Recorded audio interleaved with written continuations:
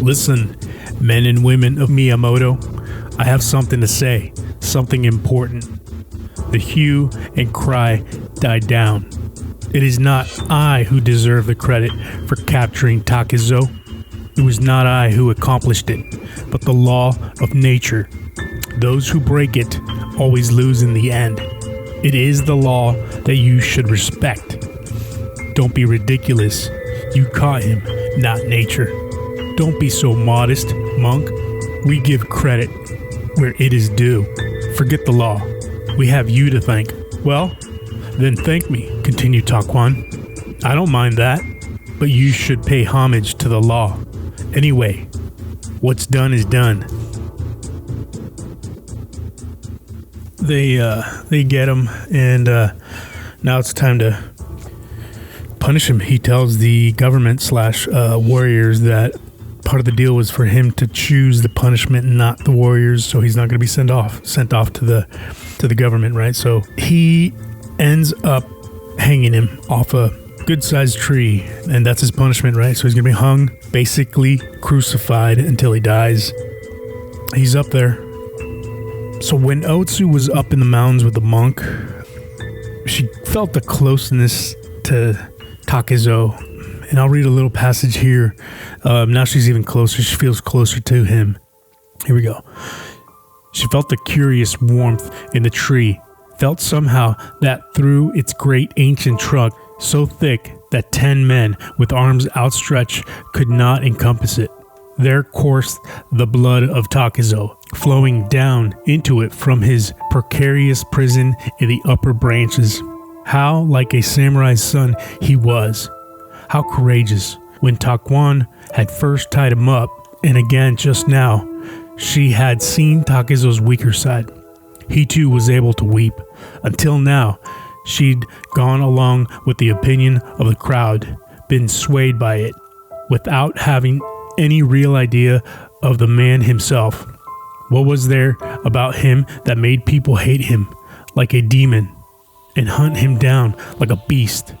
Here, her back and shoulders heaved with her sobs, clinging tightly to the tree trunk. She rubbed her tear-stained cheeks against the bark. The wind whistled loudly through the upper branches, which were waving broadly to and fro. Large raindrops fell on her kimono neck and flowed down her back, chilling her spine. "Come on, Otsu," Taquan shouted, covering his head with his hands. "We'll get soaked." She didn't even answer. "It's all your fault, Otsu, you crybaby. You start weeping, the heavens weep too." Moving along here. Within seconds, it was pouring, the raindrops making little white spots as they pummeled the ground. Though the water was streaming down her back, Otsu didn't budge. She couldn't tear herself away, even after her drenched kimono was clinging to her skin and she was chilled to the marrow. When her thought turned to Takezo, the rain ceased to matter. It didn't occur to her to wonder why she should suffer simply because he was suffering. Her mind was consumed by a newly formed image of what a man should be. She silently prayed his life would be spared. Right? So there's an entire chapter of what Musashi does in the mountains, right? He finds refuge. He's connected to the trees, to the rocks, to the mountains, to the streams. And he just, in one chapter, he just goes to the mountains for healing. So she understands. She's holding the tree and she can feel him. He's up there kind of crucified and he's dying. And here again, she, in one of the lines it says, she silently prayed. Well, we're going to see what happens with this. In a few seconds here, we'll read what Takezo does. And he's up there for several days, right? So it's not an easy death, and that's what Takezo wanted, was something like a swift cut to the neck and he's gone. The punishment that they came up with was to hang him and let him sit there. But this is really, it's foreshadowing to get you guys to understand how this book ties into nature and things that are bigger than us. Fascinating. I think this is one of my favorite books. Here we go, moving along. "Shut up," Takezo screamed hoarsely. "Say, Takezo, you really are strong. The whole tree is swaying, but I don't notice the earth shaking. Sorry to say, the trouble with you is that in reality, you're weak. Your kind of anger is nothing more than personal malice. A real man's anger is an expression of moral indignation. Anger over petty, emotional trifles is for women, not men. It won't be long now, he threatened. I'll go straight for your neck. Takuzo struggled on, but the thick rope showed no sign of weakening. Taquan looked on for a minute, then offered some friendly advice. Why don't you cut that out, Takuzo? You're getting nowhere. You'll just wear yourself out. And what good is that going to do you? Squirming and wiggling all you like. You couldn't break a single branch of this tree, much less make a dent in the universe. Takuzo gave a mighty groan. His tantrum was over. He realized the monk was right. I dare say, all that strength would be put to better use working for the good of the country. You really should try doing something for others, Takuzo. Although it is a little late to start now. If you just tried, you'd have had a chance at moving the gods or even the universe.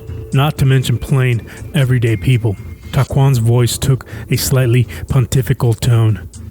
It's a pity, a great pity. Though you were born human, you're more like an animal. No better than a boar or a wolf. How sad it is that a handsome young man like you has to meet his end here, without ever having become truly human. What a waste. You call yourself human? Takuzo spat. Listen, you barbarian. All along, you've had too much confidence in your brute strength, thinking you didn't have a match in the world. But look where you are now. I've got nothing to be ashamed of. It wasn't a fair fight. In the long run, Takuzo, it doesn't make any difference. You were outwitted and out-talked instead of out-pummeled. When you've lost, you lost. And whether you like it or not, I'm sitting on this rock and you're lying up there helpless. Can't you see the difference between you and me? Yeah, you fight dirty. You're a liar and a coward. It would have been crazy for me to try to take you by force. You're too strong physically. A human being doesn't have much chance wrestling a tiger. Luckily, he rarely has to, being the more intelligent of the two. Not many people would argue with that fact that tigers are inferior to humans. Takuzo gave no indication that he was still listening. It's the same with your so-called courage. Your conduct up till now gives no evidence that it's anything more than animal courage. The kind that has no respect for human value in life. That's not the kind of courage that makes a samurai. True courage knows fear. It knows how to fear that which should be feared. Honest people value life passionately. They hang on to it like a precious jewel, and they pick the right time and place to surrender it, to die with dignity. Still no answer. That's what I meant when I said I pitied you. You were born with physical strength and fortitude, but you lack both knowledge and wisdom. While you managed to master a few of the more unfortunate features of the way of the samurai, you made no effort to acquire learning or virtue. People talk about combining the way of learning with the way of the samurai, but when properly combined, they aren't two, they are one. Only one. Only one way, Takuzo. The tree was as silent as the rock on which Taquan sat.